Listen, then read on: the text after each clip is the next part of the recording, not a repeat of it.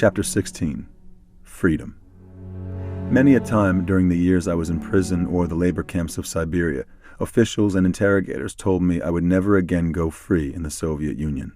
Sometimes they said it sarcastically, sometimes threateningly, sometimes merely matter-of-factly. When I was called in for interrogations in the prison camp, as all priests were on a regular basis, it was almost a certainty that sometime in the conversation a camp official would assure me that I would never see freedom again. Of course, they knew and I knew that my term was officially 15 years, but that fact was shrugged off almost as a sort of legal fiction. Besides, there were so many technical violations and minor infractions of the camp rules going on at all times that officials could always find some excuse to tack on an added term if they wanted. They were in charge. Their word was law, and the prisoner had no recourse to the courts or much hope of appealing to higher authority in such a case. Even my fellow prisoners in casual conversation nearly always took it for granted that I would never see the end of my term or the outside of prison camp barbed wire. They would wag their heads sympathetically and shrug their shoulders, but they accepted it as just another fact of the systematic injustice we had to endure, regrettable, but a foregone conclusion. After a while, even I came to believe it and accept it as a fact of life. One spring morning, however, in the prison camp of Kharkiv, I was called to the camp office before work and told I would be liberated in 10 days. Checking my records, the camp officials had found that according to some new regulations, I was entitled to 3 months off my term. I actually served, therefore, only 14 years and 9 months of my 15-year sentence. So in the next few evenings after work, I began a round of medical examinations and the red tape of paperwork that preceded a prisoner's release. The night before I was actually to be released, I didn't sleep a wink. I simply couldn't believe that after 15 years I would really be free again. About 9 o'clock the next morning, the foreman called me from the barracks and took me to the KGB, the Internal Security Police Office, where I sat for about 2 hours, signing documents and filling out forms. I kept expecting some trouble or possibly another interrogation, but the men on duty went about it all quite routinely, paying no more attention to me than they would to any other prisoner being set free. Finally, everything was in order, and one of the officials explained in great detail my new status. Those who leave the prison camps are not fully free. Instead of the passport issued to and carried by all Soviet citizens, ex-prisoners get a so-called document of liberation, which is a certificate stating that you have completed your sentence. Even then, a distinction is made. A prisoner may either be fully liberated or rehabilitated, or only partially, as in my case. As a convicted spy, I got what is known as a restricted certificate, or polizenia pasporta. With it, I was restricted as to where I could live and where I could work. I wasn't allowed, for example, to live in any regime city. For example, the big cities like Leningrad, Moscow, Kiev, Vladivostok, Tashkent, or in any of the border cities from which, presumably, I might try to leave the country. I could visit such places for periods not to exceed 3 days with the express permission of the police and the government. And with a polizenia pasporta, one of the first things I had to do in any city was report to the police and register my presence there. After the officials had explained all this to me and checked out my camp documents for what seemed the 100th time, they told me to go directly to Norilsk when I left the camp and report to the police there. The police, they said, would give me a formal set of identity papers so I would be able to settle down in a city as a free citizen. By noon of an April day in Siberia, all the paper shuffling and explanations were over, and I walked out the main gate of the camp for the last time.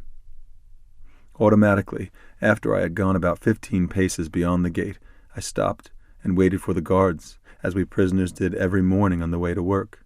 The guards at the gate watched me and laughed. 9 out of 10 liberated prisoners made the same mistake out of force of habit. I was so self-conscious. I didn't know how to walk like a free man. My arms, dangling at my sides rather than folded behind my back, felt strange. I turned to take a last long look at the camp, almost as if I'd have to tear myself away, and then put my hands in my pockets and walked toward the town of Kharkiv. There was a train at the station. I climbed on board, and no one challenged me or paid the slightest attention to me. I couldn't believe it. The conductor, a woman, collected my fare. I kept expecting her to ask me questions or to raise a difficulty of some sort. She just smiled politely. I sat down in the seat looking out the window, almost in tears, a free man, treated like a free man. I kept waiting for something to happen, for somebody to shout or something to stop the train or someone to point at me, yet nothing happened. The train began to move, and I was free at last. I guess perhaps you have to be deprived of freedom in order truly to realize how precious a gift it is. Certainly one of the greatest torments to those in prison or in the prison camps was the knowledge and remembrance of what it had once meant to be free. The strict regime of the prisons and the camps only aggravated this feeling, for there everything was fixed. Not only was there confinement behind bars or barbed wire, but the minutest details of the daily order were fixed and inflexible. The prisoner made no decisions for himself. There was a fixed time to rise, a fixed time to report for work, a fixed time for recreation or exercise, a fixed time to retire at night. There were fixed times, too, for the meager meals, and if a man missed them for any reason, he simply went hungry. But worse than all these physical restrictions was the awful realization, beaten into a man by bitter experience and constantly repeated by officials, that a prisoner was a person without rights, and to be treated as such. He became, in truth, a thing rather than an individual, with no respect for his dignity or his person or even for his existence as a human being. He was a number, and most often addressed by the guards and officials simply by his prison number. Some men were simply shattered by this realization. Some took refuge in thoughts only of the past, trying to blot out the awful realities of the present and in that way find an escape from the grim life of the camps. Some fell into fits of depression that gradually grew more intense under the pressures of camp life. Some of them simply gave up even the thought of hope and the will to go on. Few such people ever survived. It was only those who accepted the bitter loss of freedom, galling as it was, and resolved to follow their instincts for survival, who managed at last to walk out of the camps again. They banded together and formed friendships almost like fraternity brothers, because instinct told them that a man alone ran the risk of losing out in the long run. Being with others, constantly communicating with them, gave a man some assurance. He had lost everything. His life was always exposed to the danger of sickness or a physical disability, even of death, and yet he was not alone. Someone in the barracks cared, even if he could not do much to help him, but could only console. Even this much, however, served to restore to some degree a prisoner's sense of human dignity, his sense of worth as a person. He in turn could feel sympathy with his friend's loss of freedom and uncertain future, could share his hope of survival, his memories of the past, his thoughts of the future. The body can be confined, but nothing can destroy the deepest freedom in man, the freedom of the soul and the freedom of mind and will. These are the highest and noblest faculties in man. They are what make him the sort of man he is, and they cannot be constrained. Even in prison, a man retains his free will, his freedom of choice. Even in prison, a man can choose to do good or evil, to fight for survival or to despair, to serve God and others or to turn inward and selfish. Free will remains, and so freedom remains. For freedom is simply defined as the state of being free, not coerced by necessity or fate or circumstances in one's choices or actions. That freedom is absolute, and yet freedom itself is not an absolute, as many today would have us believe. Young people, too, often yearn for freedom and independence as if these were somehow absolutes. They speak of freedom as of a good in itself, as if it existed in some ideal order unfettered by obligations and duty. This drive for independence and freedom on the part of the young is a natural thing, a part of the process of growing up, of becoming mature individuals, of cutting the apron strings and preparing for adult life. Yet parents fail in their duty to their children if they let this tendency go unchecked, unrestrained, and do not insist that children exercise their freedom in the context of duties and obligations at home and in school, to parents and family, to friends and to those in authority. For the adult world that a child so ardently desires to attain, that he looks forward to so eagerly and impatiently, is also a world in which freedom is greatly modified by circumstances, by concrete obligations and limitations. And it is only in this real world of daily life that human freedom, such as it is, exists, and not in some ideal order. In a democratic society, freedom quite often suffers from its abuse by others rather than any legal restraints to its exercise. Yet suffer it does. Sometimes it happens, it seems, because the laws of those who enforce them are too permissive and fail to punish adequately those who transgress the rights of others. In a totalitarian state, on the other hand, freedom suffers from lack of exercise, for the laws are stringent, the penalties severe, and authorities themselves curtail the rights of citizens. The fact is that the causes that limit the freedom of man in the concrete and real world we live in are many, whether it be freedom of speech or of conscience, whether it be civil or social or religious or personal freedom. No matter under what aspects you consider the notion of freedom, you will always find difficulties in this life that cannot be solved and so render to each man the full freedom he desires.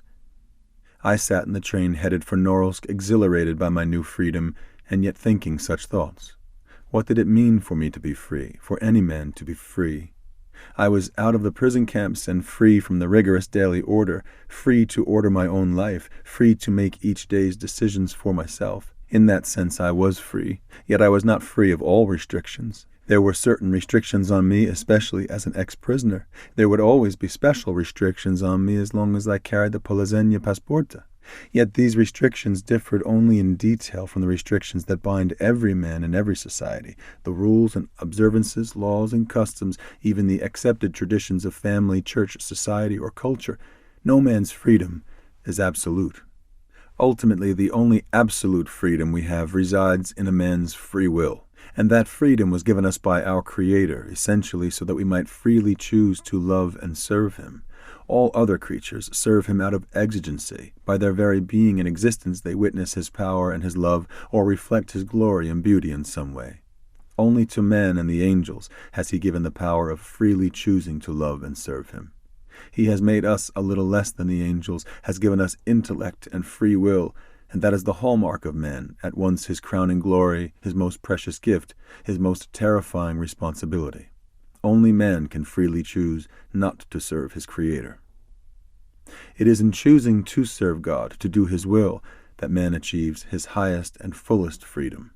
It may seem paradoxical to say that our highest and fullest freedom comes when we follow to the least detail the will of another, but it is true nonetheless when that other is God. I could testify from my own experiences, especially from my darkest hours in Lubyanka, that the greatest sense of freedom, along with the peace of soul and an abiding sense of security, comes when a man totally abandons his own will in order to follow the will of God. Never again could I doubt that the greatest assurance I could have in my life came from knowingly and willingly following God's will as manifested to me.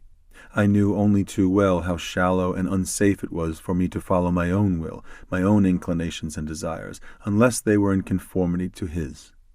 I realized then, and I felt it more deeply each day, that true freedom meant nothing else than letting God operate within my soul without interference, giving preference to God's will as manifested in the promptings, inspirations, and other means He chose to communicate, rather than enacting on my own initiatives. For those who do not believe in God, I suppose such thoughts will seem sheer nonsense or unexplainable stupidity. For me, however, there could be no doubt. The fullest freedom I had ever known, the greatest sense of security, came from abandoning my will to do only the will of God. What was there to fear so long as I did His will? Not death, not failure, except the failure to do His will. For if God is with us, who can stand against us? Choosing to do His will and experiencing the spiritual freedom that followed was my greatest joy and the source of tremendous interior strength. For to know that He directed me in all my actions, that He sustained me with His grace, gave me a sense of peace and courage beyond description. Even in moments of human discouragement, the consciousness that I was fulfilling God's will in all that happened to me would serve to dispel all doubt and desolation. Whatever the trials of the moment, whatever the hardships or sufferings, more important than all these was the knowledge that they had been sent by God and served His divine providence. I could not always fathom the depths of His providence or pretend to understand His wisdom, but I was secure in the knowledge that by abandoning myself to His will, I was doing as perfectly as I could His will for me. Spiritual freedom of this sort, as I knew from bitter experience, is not something that can be attained overnight, or ever be possessed in its final form. Every new day, every new hour of every day, every new circumstance and situation, every new act is a new opportunity to exercise and grow in this freedom. What is required for growth is an attitude of acceptance and openness to the will of God, rather than some planned approach or calculated method. Even ascetical practices such as penances, fasting, or mortifications can be hindrances rather than helps if they are self-imposed. Striving instead to eliminate all self-will, to accept God's will revealed in the circumstances of daily life, is the surest way to achieve growth in conformity to the will of God. It will provide more than enough virtue to be practiced, suffering to be sustained, pain to be borne. More important, it will make us fit instruments to achieve His designs, not only for our own salvation, but for others as well. The service of God must take preference over all else. A spirituality based on complete trust in God, therefore, is the surest guarantee of peace of soul and freedom of spirit. In it, the soul must learn to act not on its own initiative, but in response to whatever demands are imposed by God in the concrete instances of each day. Its attention must always be centered precisely and primarily on God's will as revealed and manifested in the people, places, and things He sets before us, rather than on the means required to fulfill it. Then, no matter what these means demand, suffering, risk, loneliness, or physical hardships such as hunger or sickness, the consciousness of fulfilling God's will and accepting them makes the sacrifice easy, the burden light. There is no other reason to accept sacrifice or mortification. Indeed, to seek them for any other motive than conformity to the will of God is the sign of some spiritual distortion. But accepting whatever comes or happens as the will of God, no matter what it costs spiritually, psychologically, or physically, is the surest and quickest way to a freedom of soul and spirit that surpasses all understanding and explanation. The train ride from Kharkiv to Norilsk was not such a long one. It brought to mind again, however, that first long train ride into Russia from Lvov, when I had been so sure that I was doing the will of God. That had truly been my reason for coming, but how imperfectly I had understood it then, how much I had learned in the meantime, how often I had failed, how painful the lessons had been. And now I was going at last as a free man to begin again what I had dreamed of doing then, serving the people of the Soviet Union as a priest, insofar as I was able, helping them attain eternal salvation by serving and loving God. Physically, I might not be as free to do as much as I might wish. I had to register with the police as soon as I reached Norilsk, and I would surely be kept under surveillance. But spiritually, I had never felt freer or more secure in the conviction that God watched over me always and directed me along the paths marked out by His divine providence.